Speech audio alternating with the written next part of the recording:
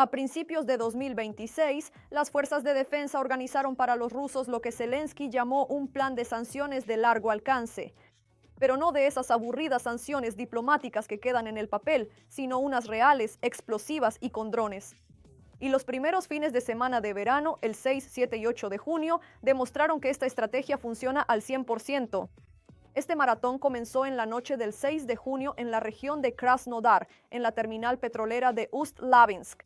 Nuestro Estado Mayor confirmó claramente que allí fueron destruidos el puente de carga y descarga de vehículos, los depósitos y 2 cisternas con materiales combustibles y lubricantes. Para que entiendan la magnitud de la catástrofe para los rusos, Ust-Labinsk no es simplemente un almacén provincial perdido, sino un nodo clave que distribuía combustible para las tropas de ocupación en 2 direcciones a la vez, la sur y la este. Es decir, el hierro que avanza cada día hacia nuestras posiciones se ha quedado sin combustible. Menos diésel, menos asaltos, pura lógica. Sin embargo, el gran estado ni siquiera tuvo tiempo de llorar por Krasnodar, cuando la noche siguiente trajo un doble bingo en la península temporalmente ocupada. En la noche del 7 de junio, 2 grandes bases estallaron simultáneamente en Crimea. La primera, Semikolodeslyanska, en la zona del pueblo de Lenine, que es uno de los centros más potentes de almacenamiento y transbordo de productos petrolíferos en la parte oriental de Crimea, desde donde se abastecía al grupo enemigo. El punto final en esta cuestión lo puso la unidad Middle Strike, los muchachos de las Fuerzas de Operaciones Especiales con sus drones de largo alcance especialmente diseñados. Entraron en silencio, trabajaron con precisión y prendieron fuego de manera impecable.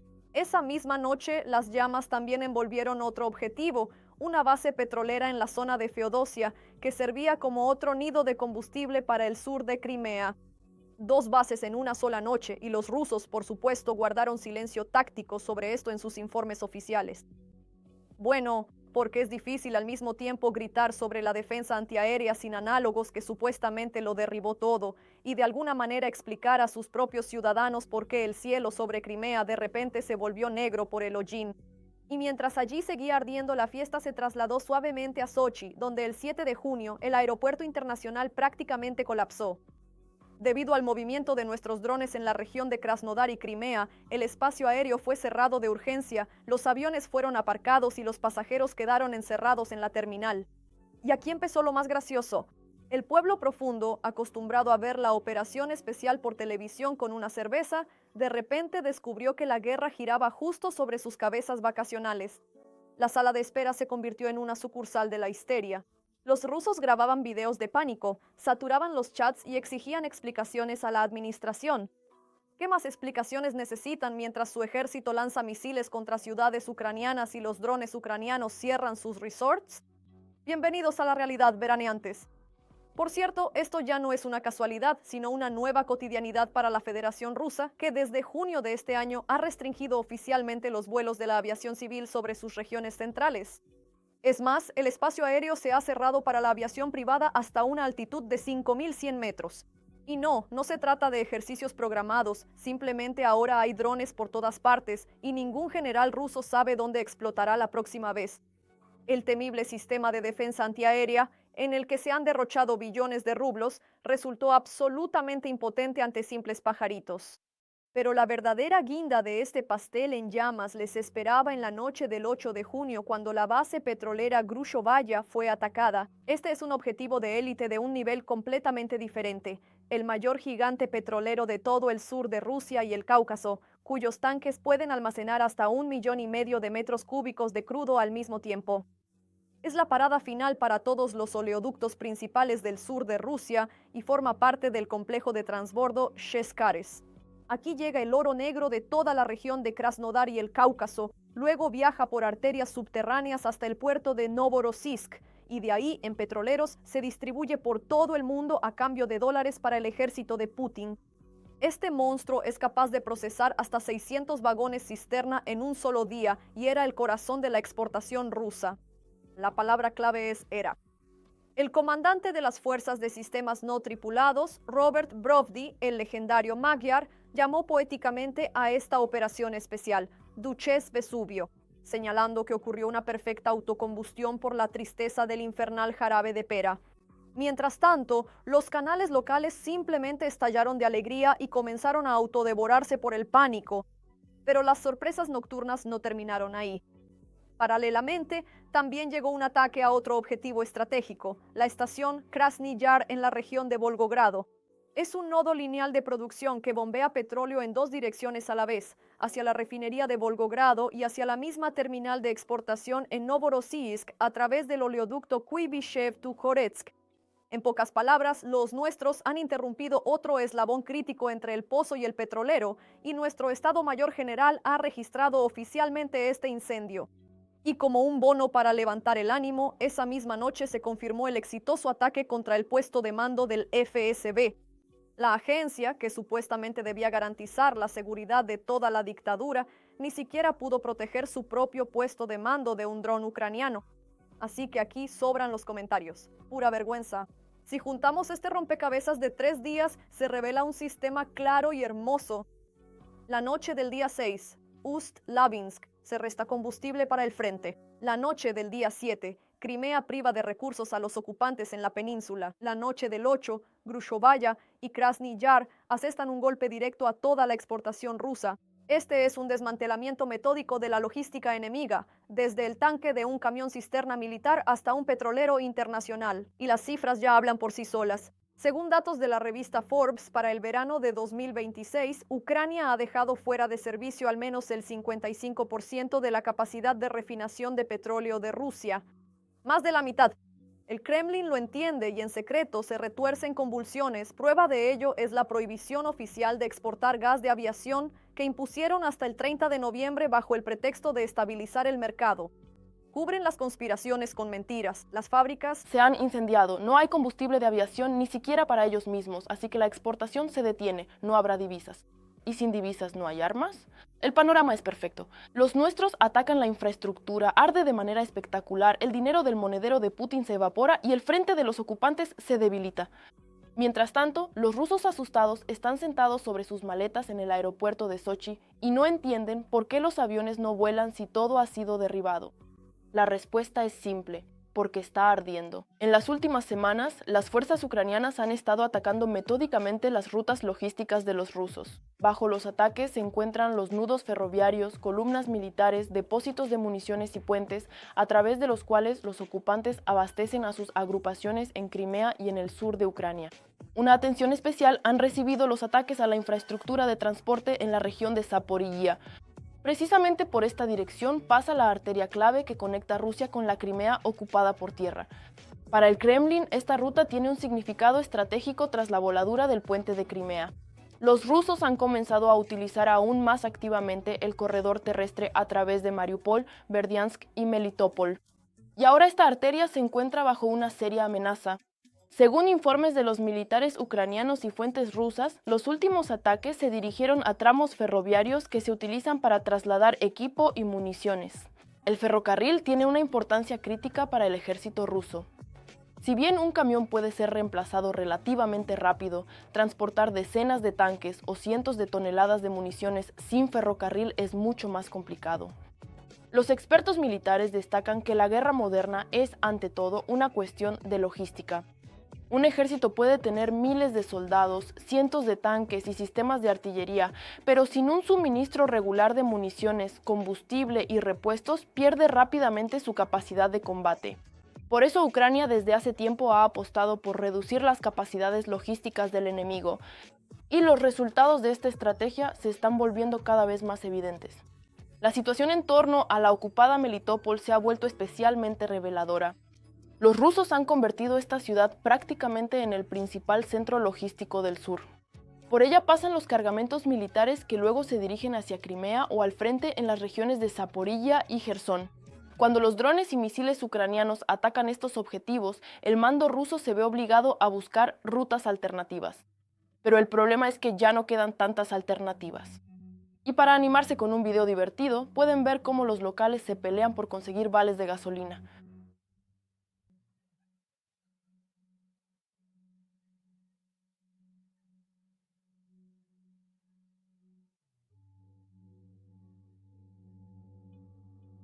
Se acabaron. Sí, se acabaron hoy, no para mañana. Si antes el Kremlin podía confiar en el puente de Crimea, hoy ya no parece tan seguro. Tras numerosos ataques, el puente está constantemente bajo amenaza. Los rusos se ven obligados a aumentar la seguridad, restringir la circulación y malgastar enormes recursos en la protección de las instalaciones. Como resultado, una parte importante de la carga fue reorientada específicamente hacia el corredor terrestre a través de los territorios ocupados de Ucrania. Y ahora esta ruta también ha sido puesta bajo asedio. Y ahora la pregunta principal. No obstante, a pesar de todo esto, Está bien, estoy bromeando. Eso es todo, podemos continuar. De hecho, las Fuerzas Armadas de Ucrania intentan crear una situación muy desagradable para el grupo ruso en Crimea. No es necesario bloquear completamente todas las rutas de suministro. Es suficiente con hacerlas tan peligrosas e inestables que el suministro de recursos se vuelva complicado, costoso y muy lento. Ucrania ya ha aplicado con éxito esta táctica antes. Así fue como se preparó la liberación de la parte occidental de Jersón en 1922. En ese entonces, los militares ucranianos atacaban sistemáticamente los puentes sobre el Dnieper, los almacenes y los puestos de mando. Como resultado, el grupo ruso fue perdiendo gradualmente la capacidad de combatir eficazmente y finalmente se vio obligado a retirarse. Por supuesto, la situación actual es diferente. Crimea sigue siendo una de las zonas más fortificadas bajo control ruso. Allí se encuentran sistemas de defensa antiaérea, aviación, bases navales y grandes reservas de equipo militar. Sin embargo, incluso el grupo más fuerte no puede existir sin un suministro constante de recursos. Y es precisamente por eso que los últimos ataques de las Fuerzas Armadas de Ucrania provocan una reacción tan nerviosa entre los blogueros militares rusos. En muchos canales rusos de Telegram cada vez se escuchan más quejas sobre problemas de logística, falta de protección de la infraestructura de transporte y la vulnerabilidad de las rutas de retaguardia. Hace solo unos años, la mera idea de que los drones ucranianos pudieran alcanzar regularmente objetivos en la retaguardia profunda de los ocupantes parecía una fantasía. Hoy en día, estos ataques se han vuelto casi algo cotidiano. Los drones ucranianos atacan cada vez con más frecuencia aeródromos militares, depósitos de combustible, sistemas de defensa aérea y nodos de transporte. Cada uno de estos ataques puede no parecer demasiado significativo en el Kremlin, pero juntos ejercen una presión constante sobre la maquinaria militar rusa. Para el Kremlin, el problema también radica en que es imposible proteger absolutamente todos los objetivos.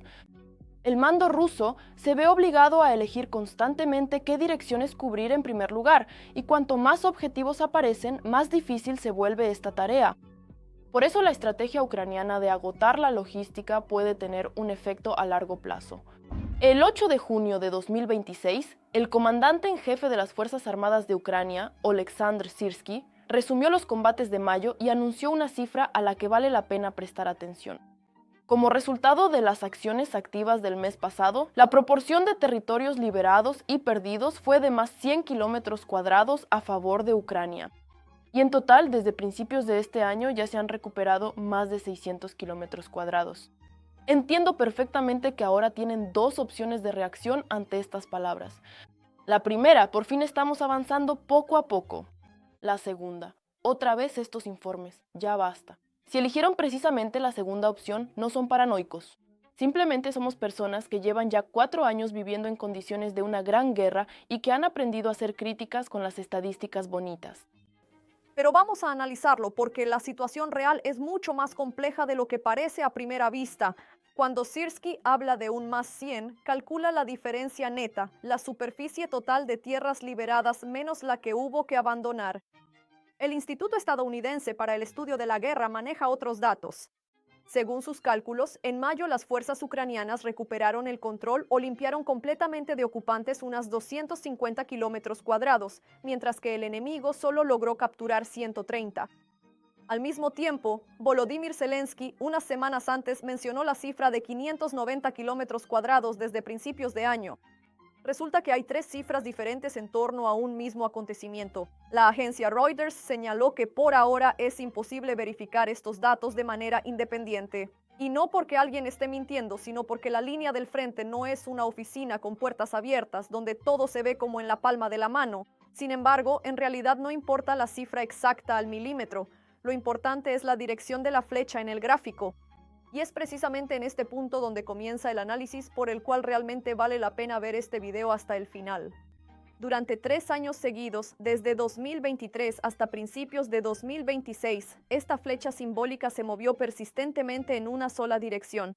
A lo largo de 2025, el ritmo medio de avance de las tropas de ocupación fue de casi 10 kilómetros cuadrados por día. Solo en los primeros 5 meses del año pasado, Rusia ocupó 1.619 kilómetros cuadrados. Cada mes terminaba con una pérdida constante para Ucrania. Pero con el tiempo la tendencia empezó a cambiar. En noviembre de 2025, la velocidad del avance enemigo cayó significativamente. En febrero de 2026, Ucrania, por primera vez desde la operación de Kursk, recuperó más territorios de los que perdió. En abril, los analistas del Instituto para el Estudio de la Guerra registraron una pérdida neta de territorio por parte de Rusia de 116 kilómetros cuadrados. Esto ocurrió por primera vez desde el verano de 2024. Y mayo, como ya mencionamos, le dio a Ucrania un saldo positivo neto de 100 kilómetros cuadrados. Según el mismo Instituto para el Estudio de la Guerra, el ritmo de avance del ejército ruso en 2026 se redujo a 2,63 kilómetros cuadrados por día. En los primeros 5 meses de este año, los invasores lograron tomar el control de solo 104 kilómetros cuadrados. Compárelo con la cifra de 1.619 durante el mismo periodo del año pasado. El indicador cayó a menos del 7% del nivel del año pasado. Está luchando el mismo ejército en el mismo frente, pero la efectividad ha caído 5 veces.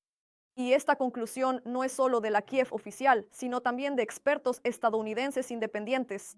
Para comprender las causas fundamentales de estos cambios, es necesario entender un hecho básico que la mayoría de los civiles no comprende del todo. Esta guerra hace mucho que se alejó de los cánones cinematográficos sobre la Segunda Guerra Mundial.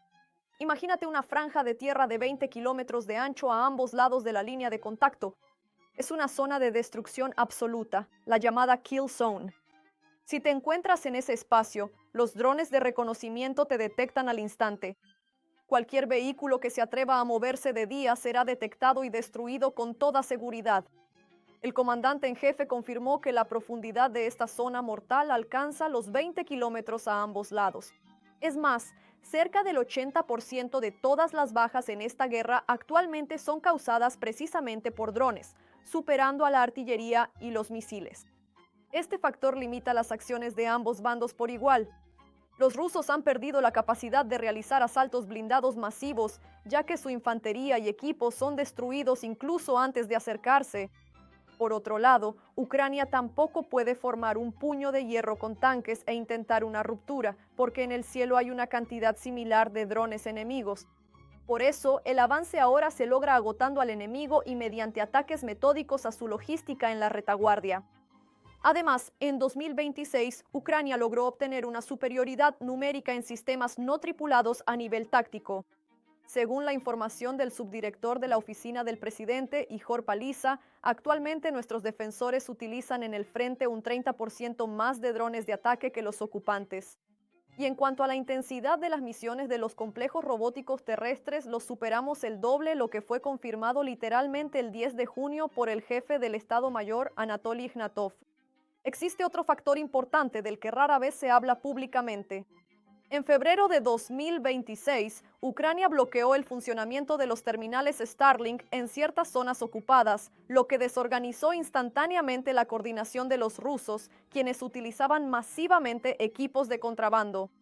Casi al mismo tiempo, el Kremlin impuso severas restricciones al funcionamiento de Telegram dentro del país. Como se supo más tarde, la mayor parte de la comunicación táctica entre las unidades enemigas dependía precisamente de este mensajero.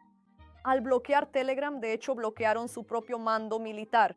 Esto es probablemente una de las heridas autoinfligidas más absurdas en la historia militar moderna.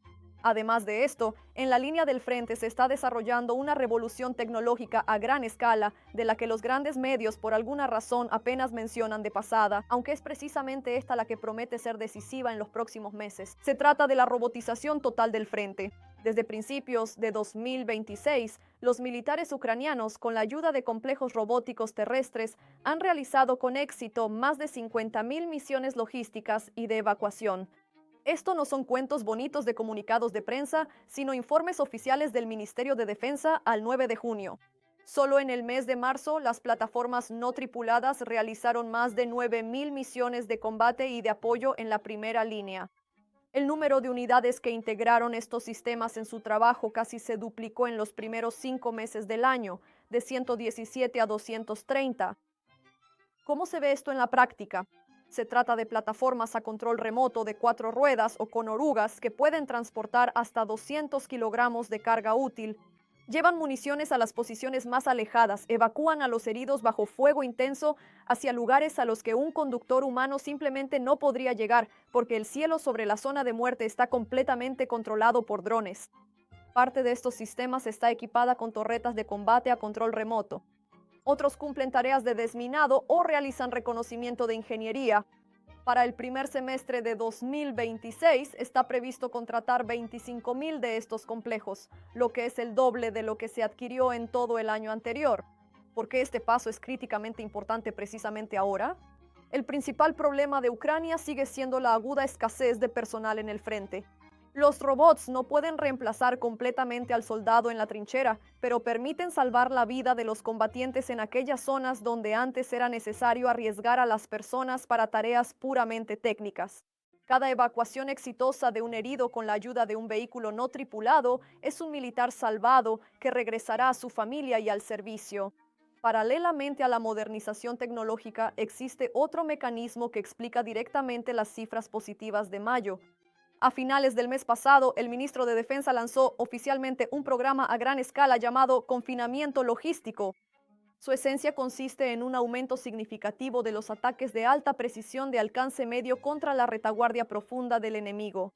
La tarea es sencilla: lograr que las unidades avanzadas de los invasores a menudo no reciban combustible, municiones ni refuerzos frescos.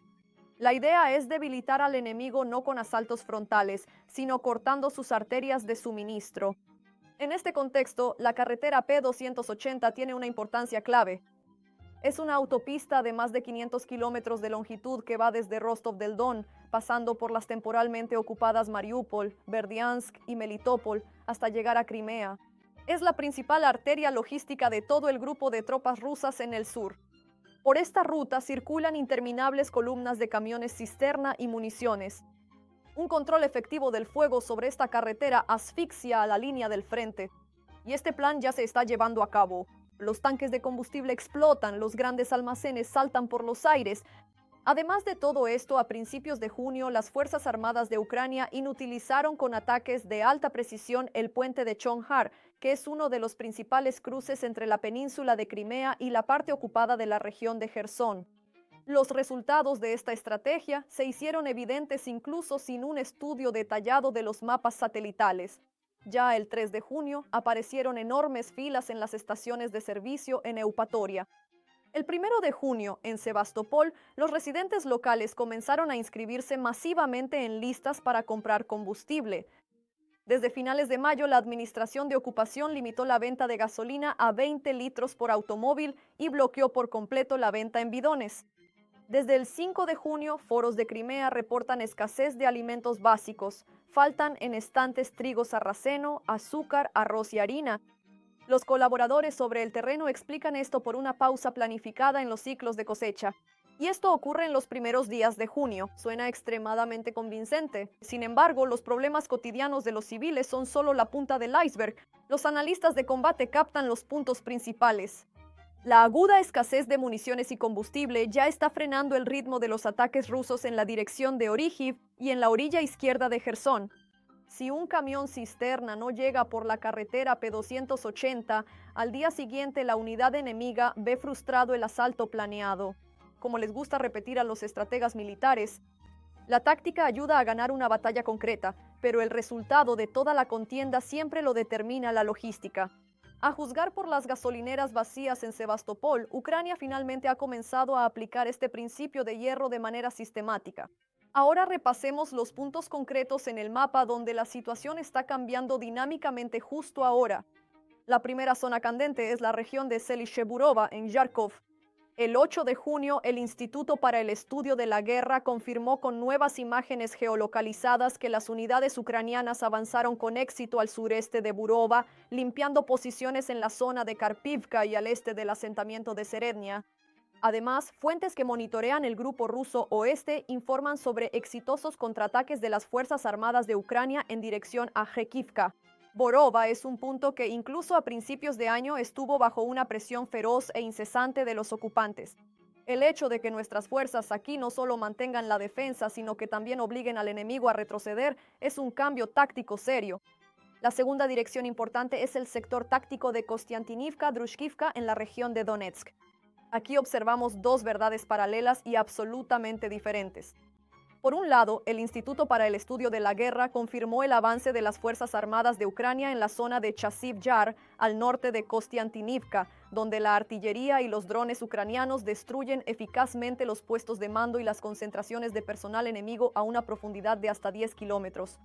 Por otro lado, en la propia Kostiantynivka ahora se están librando combates callejeros extremadamente duros y agotadores. El observador militar Konstantin Mashovets señala que las avanzadas enemigas lograron irrumpir en la parte central de la ciudad y la distancia entre los dos grupos ofensivos rusos desde diferentes flancos se ha reducido a menos de 2 kilómetros. Es decir, estamos ante un éxito táctico simultáneo de las Fuerzas Armadas de Ucrania en las afueras y una situación críticamente tensa dentro de la zona urbana. Quienes intentan mostrarte solo una de estas imágenes simplemente están manipulando. La tercera dirección que ha atraído la atención es la lengua de arena de Kimburn en la región de Mykolaiv. El 8 de junio, agentes del movimiento partisano ATSH informaron que las unidades rusas se estaban evacuando apresuradamente de la lengua de arena debido a la completa interrupción de la línea de suministro. Esta información fue posteriormente confirmada por analistas. Hasta 2022, Kimburn era una reserva turística única, una península de arena de unos 40 kilómetros de longitud. Tras el inicio de la invasión a gran escala, se convirtió en una base estratégica que bloqueaba la salida de los puertos de Mykolaiv y Jersón y permitía al enemigo bombardear sin cesar nuestra costa. Si Ucrania recupera completamente el control sobre esta zona, se abrirán amplias oportunidades para ejercer una mayor presión de fuego sobre la margen izquierda de Jersón y los nodos logísticos de Crimea. Y lo más importante, este éxito se logra sin grandes asaltos sangrientos. Nuestros drones simplemente cortaron la logística, obligando a todo un regimiento a huir sin combatir. Mientras tanto, el 5 de junio, el Instituto para el Estudio de la Guerra publicó una evaluación analítica bastante dura. Las declaraciones regulares de Putin sobre la situación en el campo de batalla no coinciden en absoluto con los hechos reales, lo que indica una profunda desinformación dentro del mando ruso. Por ejemplo, en abril, el ministro de Defensa de la Federación Rusa, Sergei Shoigu, y el jefe del Estado Mayor, Valery Gerasimov, informaron que supuestamente Rusia había capturado más de 1.700 kilómetros cuadrados desde principios de año. En el Instituto para el Estudio de la Guerra calcularon cada metro en los mapas y dieron la cifra real, alrededor de 381 kilómetros cuadrados. La discrepancia con los informes oficiales de Moscú es de más de 4 veces. Es revelador que ninguna fuente rusa haya podido publicar siquiera algún mapa para respaldar sus palabras. Por eso incluso los corresponsales militares prorrusos empezaron a burlarse abiertamente de las declaraciones de su propio alto mando. El problema aquí es mucho más profundo que el simple intento del Kremlin de mentir para crear una imagen bonita en la televisión. Lo importante es que si los generales presentan sistemáticamente victorias inventadas a la alta dirección, entonces Putin toma decisiones estratégicas basándose en una realidad distorsionada. Esta es una enfermedad sistémica e incurable de la máquina militar totalitaria. Los analistas destacan que el mando ruso ha demostrado ser incapaz de sacar conclusiones de fracasos anteriores a gran escala y sigue imponiendo a las tropas tareas irrealizables, a pesar de la evidente disminución del potencial de combate de su ejército en 2026. El ministro de Defensa, Mikhailo Fedorov, compartió abiertamente otra estadística elocuente. Si en octubre del año pasado Rusia pagaba con la vida de 67 de sus soldados por cada kilómetro cuadrado conquistado, en abril ese precio aumentó a 179 ocupantes por el mismo pedazo de tierra. El costo del avance casi se ha triplicado. Al mismo tiempo, el ritmo actual de reclutamiento en la Federación Rusa apenas compensa las enormes pérdidas. Cada mes logran reclutar entre 40 y 43.000 contratistas, mientras que las pérdidas mensuales en el frente alcanzan las 45.000 personas. Su ejército simplemente no está aumentando en número, solo logra reemplazar a los que han sido eliminados. Pero la situación con el equipo pesado parece aún más dramática. Según el conocido investigador de otoño John P. 99, en las bases rusas de almacenamiento a largo plazo quedan en total 2.538 tanques antiguos, de los cuales solo 92 están en condiciones relativamente aceptables. Todo lo demás necesita una reparación capital en fábrica o se ha convertido en chatarra inutilizable. Las imágenes satelitales de BAS muestran claramente que Rusia ya está retirando incluso cascos gravemente dañados del almacenamiento, intentando ensamblar un tanque operativo a partir de 3. Pero el indicador más importante de la destrucción es el estado de su complejo militar industrial, que la propaganda rusa ha retratado tan activamente como en constante crecimiento. En realidad, las empresas de defensa de Rusia han empezado a sufrir fallos graves. Durante 2025, el número de vacantes abiertas en las fábricas militares se redujo drásticamente y los salarios reales de los trabajadores de la industria de defensa cayeron en promedio un 10% en comparación con el periodo anterior. Esta es una señal clásica de un sobrecalentamiento profundo de la economía. La industria ha alcanzado su techo tecnológico y de personal y ya no es capaz de mantener ni siquiera al personal existente.